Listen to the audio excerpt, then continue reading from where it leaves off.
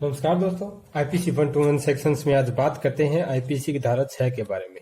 IPC की धारा 6 कहती है कि हर परिभाषा, हर दंड उपबंध और हर एक दृष्टांत अधीन होंगे अपवादों के। यानी कि हर एक परिभाषा, हर एक प्रकार का दंड उपबंध और हर एक दृष्टांत जो होगा वो अपवादों के अधीन होगा। और ये भी कहती है कि यदि ऐसी परिभाषा और ऐसी दंड उपबंध का जो हर दृष्टांत होगा वो भी अपवादों के अधीन होगा। मोटा मोटा माने तो ये बात करती है चैप्टर 4 के बारे में। अब बात करते हैं आईपीसी के 121 सेक्शंस में आईपीसी की धारा 7 के बारे में। आईपीसी की धारा 7 कहती है एक बार में स्पष्टीकरण का भाव। यानी कि यह बात करती है स्पष्टीकरणों के बारे में। स्पष्टीकरण कैसा? निर्वचन के नियम, निर्वचन यानी कि व्याख्या। अगर यह कहती है कि अगर हमने एक बार बोल दिया, एक बार स्पष्टीकृत कर दिया कि हाँ यही होगा, तो फिर वही होगा। मोटा मोटा कहें तो यह बात करती है पूरे चैप्टर 2 के बारे में। आईपीसी की धारा 8 बात करती है लिंग के बारे में, यानी कि जेंडर के बारे में। आईपीसी की धारा 8 कहती है कि जहां जहां पुल्लिंगवाचक शब्द आएंगे उनका मतलब नर या नारी दोनों समझा जाएगा। यानी कि अगर कहीं स आशय लिखा हुआ हो पुरुष, तभी पुरुष माना जाएगा, वरना दोनों ही समझा जाएगा। और इसका सबसे अच्छा एग्जाम्पल मैं दूं तो धारा 375 वहां लिखा हुआ है यदि कोई पुरुष, तो यहां उसे पुरुष ही समझा जाएगा, न कि नर या नारी दोनों। तो ये कहती है धारा नंबर 8। आईपीसी की धारा 9 कहती है कि वचन एक वचन में ही बहुवचन है और बहुवचन में ही एक वचन है। इसको एक हल्के से एग्जाम्पल के साथ समझते हैं कि ए नाम का पर्सन पुलिस के पास जाता है और कहता है कि सी नाम के पर्सन ने उसे 25 थप्पड़ मारे। तो यहाँ आईपीसी की धारा 9 कहती है कि उसको 25 थप्पड़ों के लिए अलग अलग 25 बार सजा नहीं दे सकते। ऐसा ही माना जाएगा कि उसने एक थप्पड़ मारा। आईपीसी की धारा 10 बात करती है किसी भी आयु के नर और नारी के बारे में। यानी कि आईपीसी की धारा 10 कहती है कि किसी भी आयु का नर पुरुषों के अंतर्गत आएगा, पुरुष के अंतर्गत आएगा, वो किसी भी आयु की नारी स्त्री के अंतर्गत आएगी। यदि किसी नर की आयु 3 साल है तब भी पुरुष के अंतर्गत आएगा, और यदि किसी की 30 साल है तब भी वह पुरुष से संबोधित किया जाएगा। ये कहती है आईपीसी की धारा 10। आईपीसी की धारा 11 बात करती है term व्यक्ति के बारे में। यानी किस किस को व्यक्ति के अंतर्गत परिभाषित किया जा सकता है। किस किस को परिभाषित किया जा सकता है? कोई कंपनी हो, कोई संगम हो, या कोई निकाय हो। और निकाय कैसा हो? निगमित या अनिगमित। अब निगमित का मतलब क्या होता है? पहले से बना हुआ। पहले से अगर कोई निकाय बना हुआ है, समूह बना हुआ है, उसको कहेंगे निगमित। और जो तुरंत बनता है, तुरंत बना जो निकाय होता है उसको कहते हैं अनिगमित निकाय। तो इन सभी को व्यक्ति के अंतर्गत परिभाषित किया जाएगा। यह कहती है आईपीसी की धारा 11। आईपीसी की धारा 12 बात करती है पब्लिक के बारे में, और ये कहती है कि कोई भी वर्ग या कोई समुदाय, किसी वर्ग या समुदाय के जो कुछ लोग होते हैं उन सब को मिला के बनता है लोग। यानी कि लोगों का एक समूह को लोगों का समूह उसको कहा जाता है लोग। यह बात करती है आईपीसी की धारा 12। आईपीसी की धारा 14 बात करती है उन ऑफिसर्स के बारे में जो कि सरकार के द्वारा बने रहने दिए गए। यानी कि जो पहले से थे उनको बने रहने दिया गया, जो लगाए गए और जो जिनको नौकरी दी गई, उन सभी ऑफिसरों को और सेवकों को सरकार के सेवक के रूप में संबोधित किया जाता है। यह कहती है आईपीसी की धारा 14। बात करते हैं आईपीसी की धारा 17 के बारे में, जो कि बात करती है टर्म सरकार के बारे में। और यह कहती है कि सरकार शब्द के अंदर यानी कि सरकार टर्म जो है उसके अंदर केंद्रीय और राज्य सरकार दोनों को ही संबोधित किया जा सकता है। यानी कि जो राज्य पे रूल करती है वो राज्य सरकार और जो केंद्र पे रूल करती है वो केंद्रीय सरकार। बात करते हैं आईपीसी की धारा 18 के बारे में, जो कि बात करती है भारत की। और संपूर्ण भारत का राज्य क्षेत्र जो है वही भारत है, यह कहती है आईपीसी की धारा 18। आज हम बात करते हैं आईपीसी की धारा 19 के बारे में, जो कि बात करती है न्यायाधीश के बारे में, यानी कौन कौन न्यायाधीश हो सकता है। तो आईपीसी की धारा 19 कहती है कि एक वो जो पद रूप से न्यायाधीश हो, यानी जिसको विधि के द्वारा सशक्त यानी शक्ति दी गई हो, किया गया हो, जिसको विधि के द्वारा सशक्त किया गया हो, या फिर ऐसा कोई व्यक्ति जो विधिक कार्यवाही में निर्णय सुनाए, यानी कि ऐसा कोई व्यक्ति, और ये व्यक्ति जो अकेला भी हो सकता है या कोई निकाय भी हो सकता है, यानी निकाय या अकेला 3-4 लोग भी हो सकते हैं, कोई भी हो सकता है। जो विधिक कार्यवाही यानी कि विधिक कार्यवाही ये सिविल और दांडिक दोनों हो सकती है। और निर्णय सुनाई यानी ऐसा कोई व्यक्ति जो विधिक कार्यवाही में निर्णय सुनाए, और निर्णय कैसा हो, जिसका निर्णय अंतिम हो, यानी वो जो कह दे वही अंतिम निर्णय हो, या फिर वो निर्णय जो है जो उसने दिया है वो अपील नहीं किए जाने पर अंतिम हो जाए, या फिर प्रमाणित करने पर अंतिम हो जाए। और प्रमाणित कौन करेगा? प्रमाणित करेगा कोई उच्च प्राधिकारी।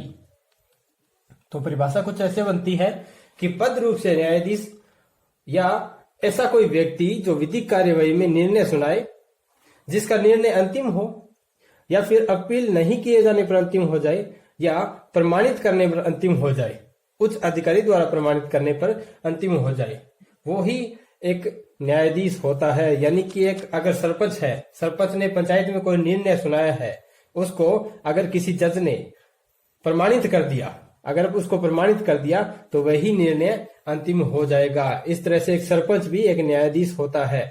यह कहती है आईपीसी की धारा 19। आईपीसी की धारा 20 कहती है न्यायालय शब्द उस न्यायाधीश का द्योतक है जिसे अकेले ही न्यायिक कार्य करने के लिए विधि द्वारा सशक्त किया गया हो, या उस न्यायाधीश निकाय का जिसे न्यायिक कार्य करने के लिए विधि द्वारा सशक्त किया गया हो, जबकि ऐसा न्यायाधीश या न्यायाधीश निकाय न्यायिक कार्य कर रहा हो। ऐसे समझना थोड़ा सा मुश्किल है। एक काम करते हैं, कुछ चीजों को बाहर निकाल लेते हैं, जैसे कि न्यायाधीश, जिसकी सब निकाल लेते हैं बाहर, न्यायाधीश। ठीक है, ठीक है, ये हो गया। ये दूसरा शब्द हो गया न्यायाधीश निकाय, न्यायाधीश निकाय। ओके, अब न्यायाधीश जो है क्या लिखा हुआ है? अकेले ही न्यायिक कार्य करने के लिए विधि द्वारा सशक्त किया गया हो, यानी कि ये तो हो गया अकेला। ठीक है, और ये जो निकाय है, निकाय क्या होता है? समूह होता है। ठीक है, तो ये हो गया समूह, यानी कि एक से ज्यादा।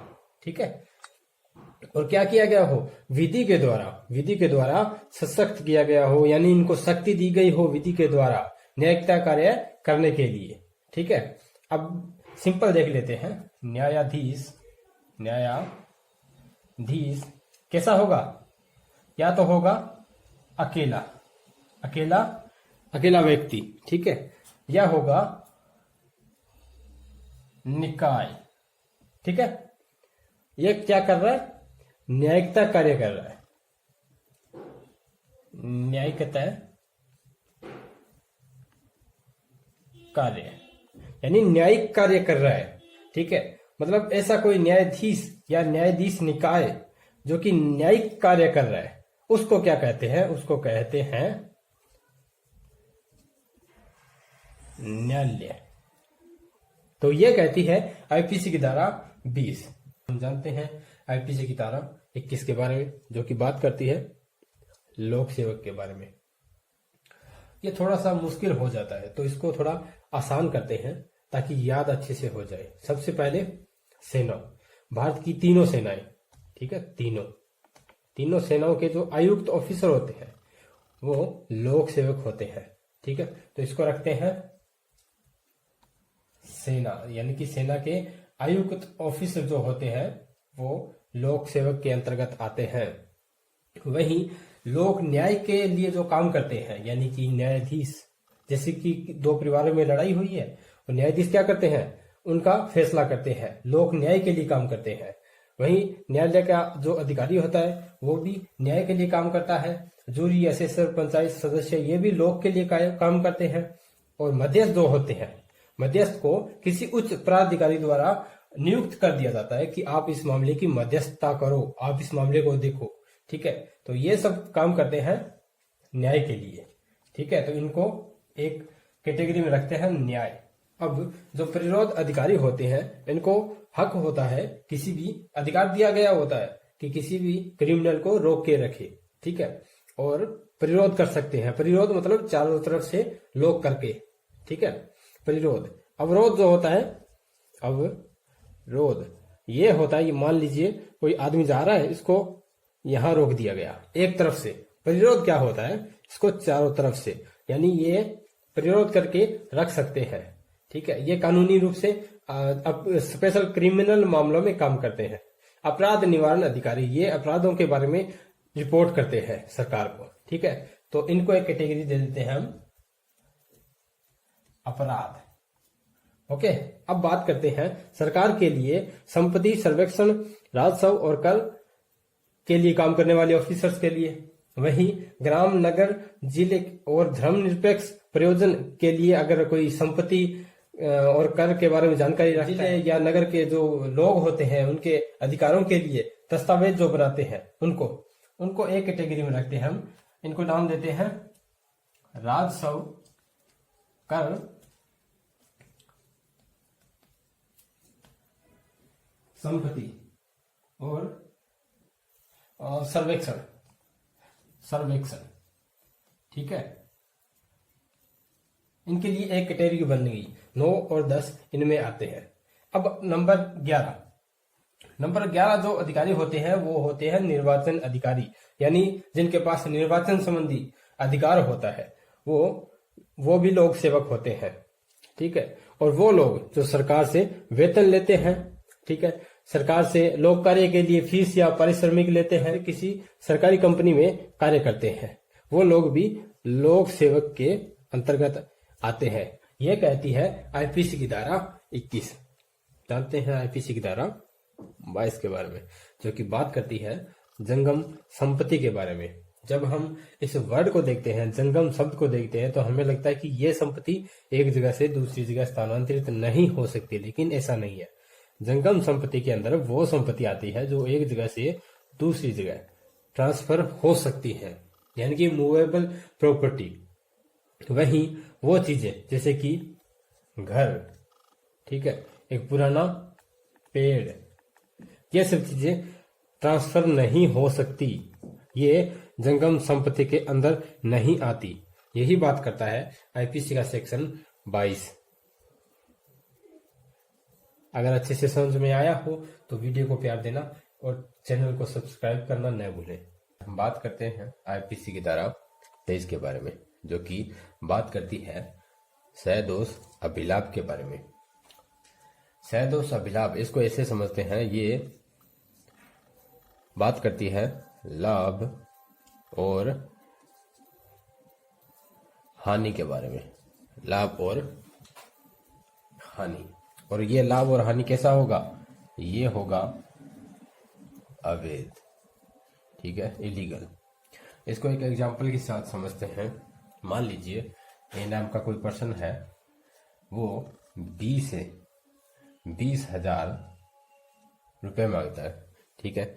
बी को उसने 20,000 रुपए दिए। अब होता यूं है कि बी इसको 20,000 रुपए वापस नहीं करता।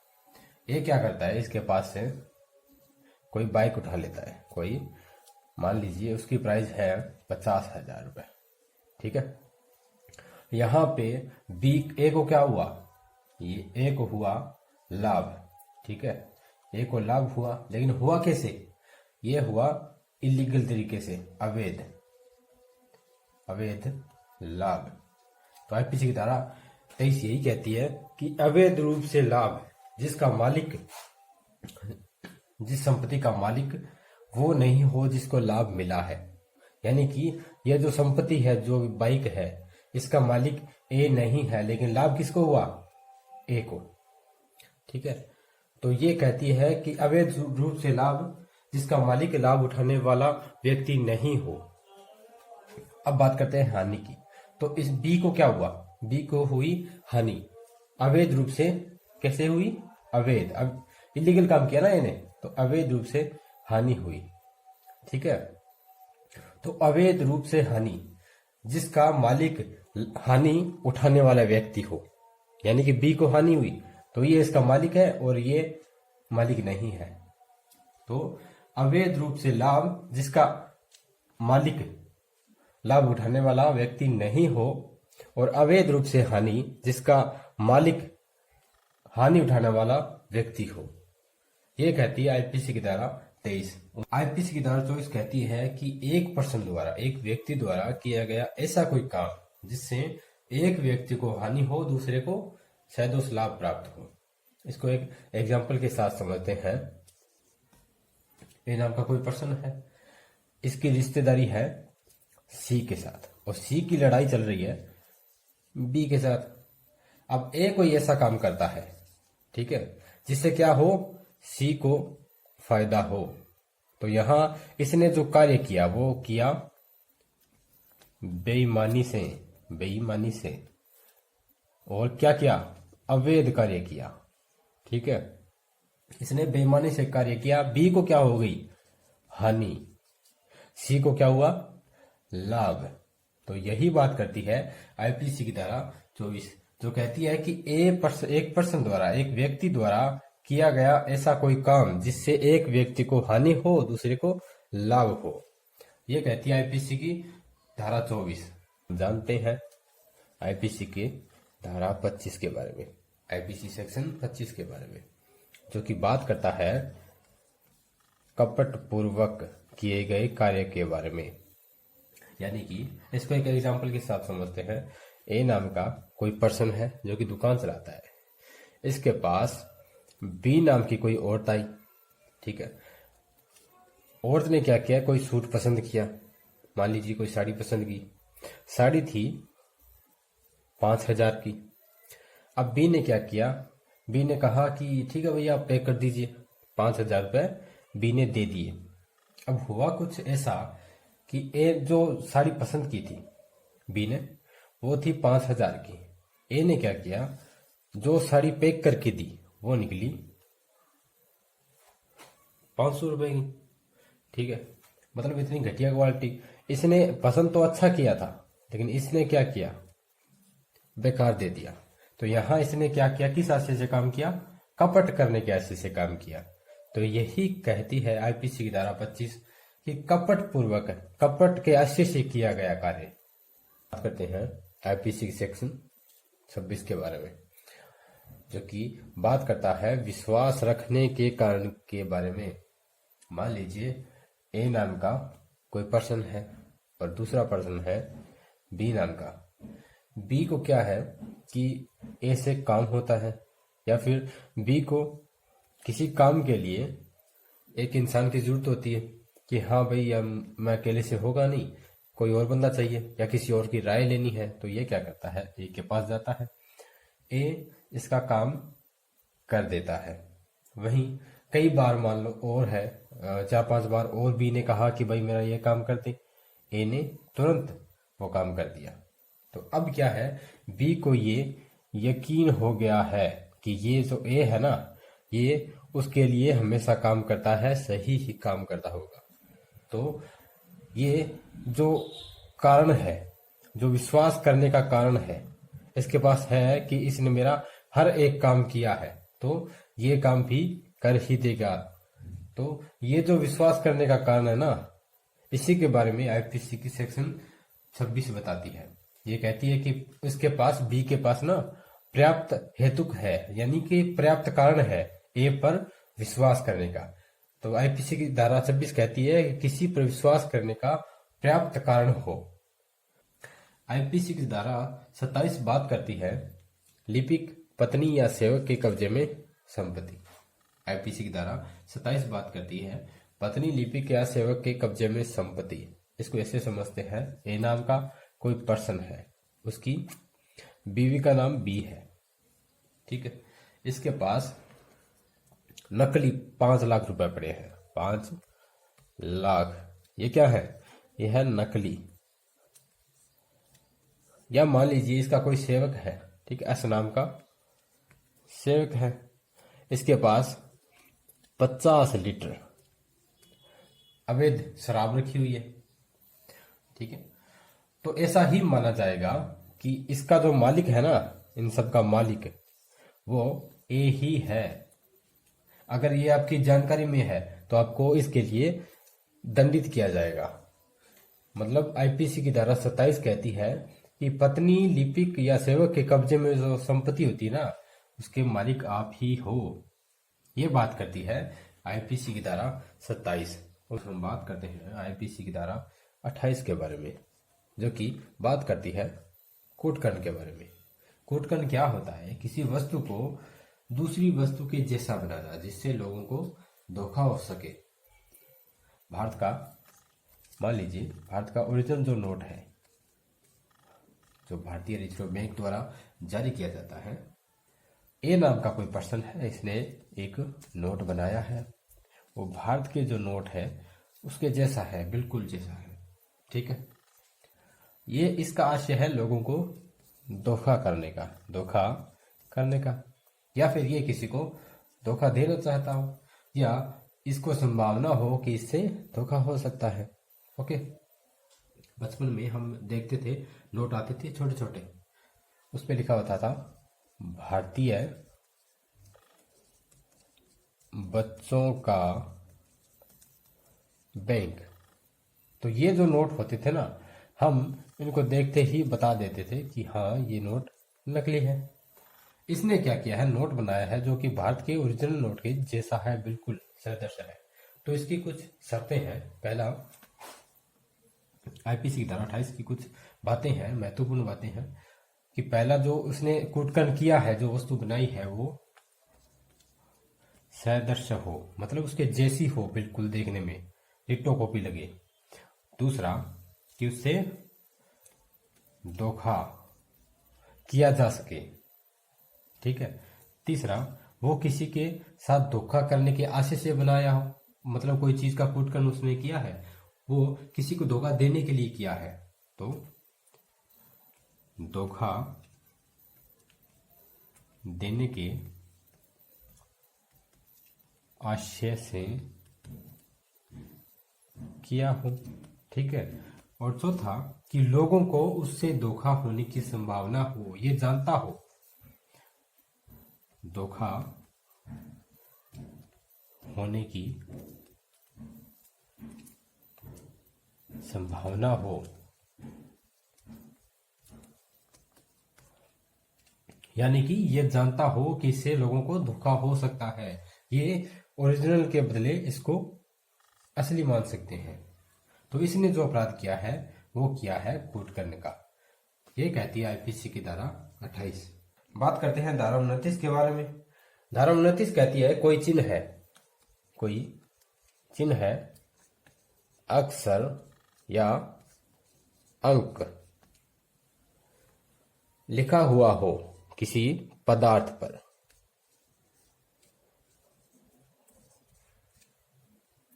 कि किसी पदार्थ पर कोई चिन्ह, अक्षर या अंक लिखा हुआ हो, वो क्या होगा? वो होगा दस्तावेज। और ये दस्तावेज, इसका जरूरी बात होती है कि ये साक्ष्य यानी एविडेंस, साक्ष्य के रूप में उपयोग किया जा सके, ये इसका जरूरी पॉइंट होता है। वहीं इसका जो स्पष्टीकरण फर्स्ट है वो कहता है कि जरूरी नहीं है कि ये जो साक्ष्य है ना वो कोर्ट के अनुरूप बनाया जाए, यानी कि वो कोर्ट के लिए ही बनाया जाए। कल को कोई कह दे कि यार ये तो कोर्ट के अनुरूप नहीं बनाया हुआ, तो जरूरी नहीं है। तो न्यायालय में उपयोग हेतु ही बनाया जाना जरूरी नहीं।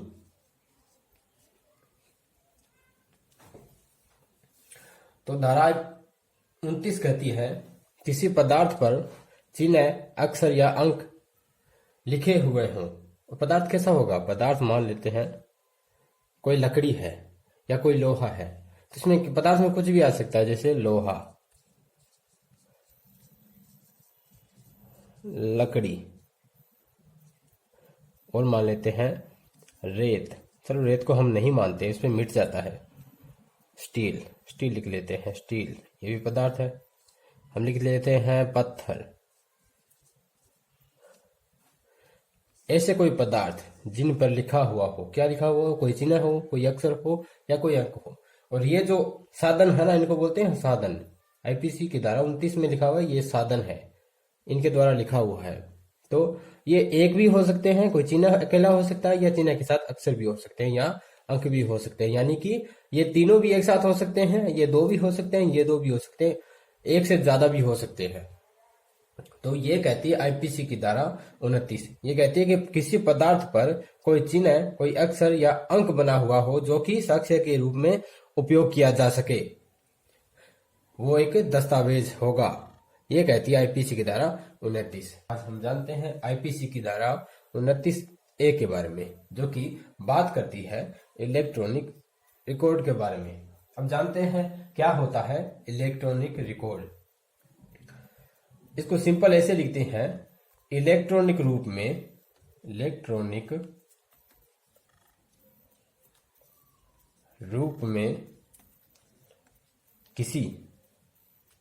किसी फोन या कंप्यूटर के द्वारा भेजी गई सामग्री रिकॉर्ड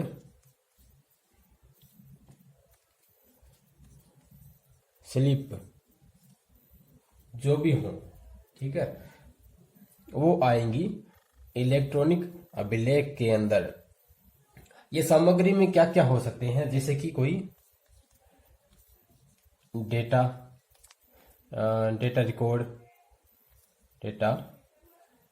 रिकॉर्ड या इसको डेटा को बनाया गया हो, डेटा जेनरेटेड या कोई ध्वनि हो, साउंड या कोई इमेज हो या कोई वीडियो हो। ये सब भेजी गई हैं किसमें? कोई इलेक्ट्रॉनिक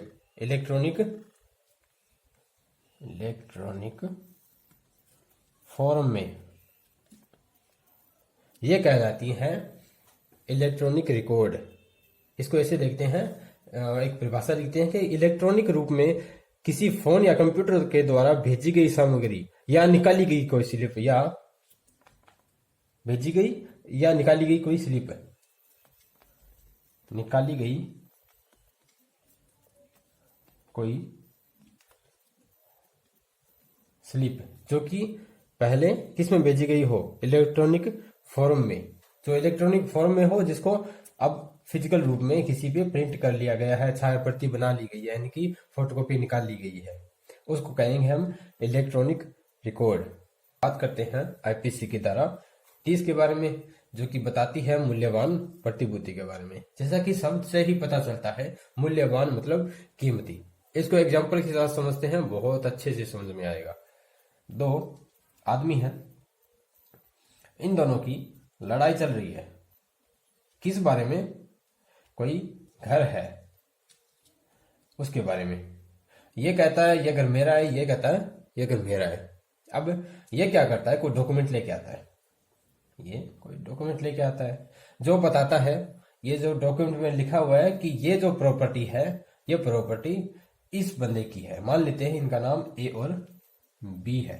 तो ये डॉक्यूमेंट बताता है कि ये जो प्रॉपर्टी है ना, ये जो घर है, ये ए का है। तो ये जो डॉक्यूमेंट है वो होता है मूल्यवान प्रतिभूति, यानी ये क्या बता रहा है, अधिकार बता रहा है। ये जो डॉक्यूमेंट है वो अधिकार बता रहा है, जो भी दस्तावेज है। अब क्या होता है, इन दोनों में हो जाती है सुलह। ये क्या करता है, ए बी को ये जो प्रॉपर्टी है, ये घर है, ये बेच देता है। अब क्या हुआ, प्रॉपर्टी का ट्रांसफर, प्रॉपर्टी का ट्रांसफर हो गया। अब ये जो डॉक्यूमेंट है वो बनेगा दोनों का, यानी कि ये ए है, इसने क्या किया, एक नया डॉक्यूमेंट बनवाया, इसमें लिख दिया कि ये जो प्रॉपर्टी है मैं बी को बेच रहा हूं, ठीक है। तो इसका क्या हो गया, इस पे अधिकार हो गया, विधिक रूप से अधिकार हो गया। और इसने क्या किया, इसने प्रॉपर्टी का किया ट्रांसफर, इसने और क्या किया, इसने प्रॉपर्टी को छोड़ दिया, यानी कि विधिक रूप से इसका कोई अधिकार नहीं रहा, ठीक है। तो ऐसा कोई डॉक्यूमेंट, अब इसको परिभाषा बनाते हैं कि ऐसा कोई दस्तावेज जो क्या बताए, किसी का विधिक रूप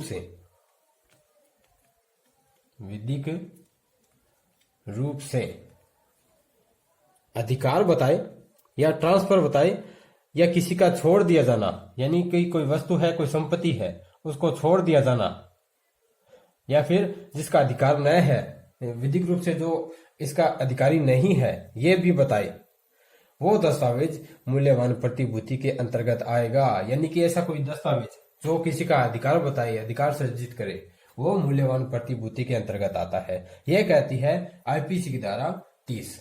उसमें आज हम जानते हैं आईपीसी की धारा 31 के बारे में, जो कि बात करती है विल के बारे में। वैसे तो आईपीसी में सिर्फ एक लाइन के द्वारा बताया दिया गया है कि जो विल होती है वो वसीयत से संबंधित दस्तावेज होती है, डॉक्यूमेंट होती है, यानी कि टेस्टामेंट्री डॉक्यूमेंट होती है। लेकिन हम इसको एक एग्जांपल के साथ समझते हैं, थोड़ा सा जल्दी समझ में आएगा। एक आदमी है, मान लो वो मरने वाला है, ए नाम का पर्सन, इसके 4 बेटे हैं, मान लीजिए बी सी डी ई, 4 बेटे हैं। चारों क्या करते हैं, इसकी बहुत सेवा करते हैं। पहले तो नहीं करते थे, लेकिन जब ये मरने लगा, मरने वाला था, तब करने लगे। क्यों करने लगे, क्योंकि इसके बहुत सारी जमीनें थी, इसके पास क्या था, संपत्ति थी। ये लोग चाहते थे कि ये हमें दे दे, तो इसको पता था कि ये क्यों मेरी सेवा कर रहे हैं।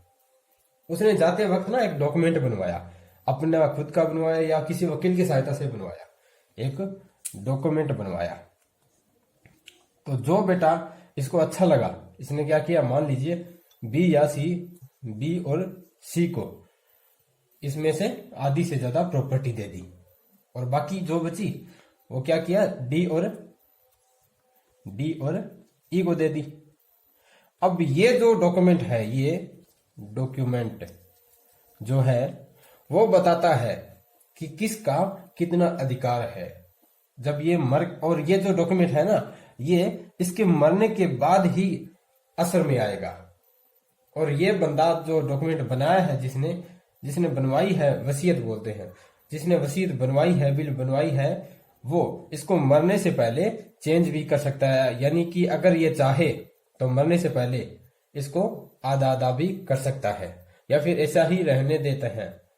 तो जब ये मर जाएगा, तब जो संपत्ति होगी, जो प्रॉपर्टी होगी इसकी, वो क्या होगा, इस डॉक्यूमेंट के आधार पर इन सभी बेटों को बांट दी जाएगी। ये होती है विल। तो यही बात करती है आईपीसी की धारा 31 कि ये जो विल होती है वो एक टेस्टामेंट्री डॉक्यूमेंट होती है।